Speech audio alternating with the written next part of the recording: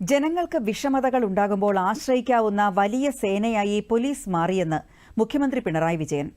തൃശൂരിലെ പോലീസ് അക്കാദമിയിൽ sub ഇൻസ്പെക്ടർമാരുടെ passing out പരേഡിൽ അഭിവാദ്യം സ്വീകരിക്കുകയായിരുന്നു അദ്ദേഹം. ആയുധങ്ങൾ എങ്ങനെ ഉപയോഗിക്കണമെന്നുള്ള പരിശീലനം മാത്രമല്ല, ദുരന്തമുഖങ്ങളിൽ ഇടപെടാനുള്ള പരിശീലനവും പോലീസിന് നൽകുന്നുണ്ടെന്ന് മുഖ്യമന്ത്രി പറഞ്ഞു.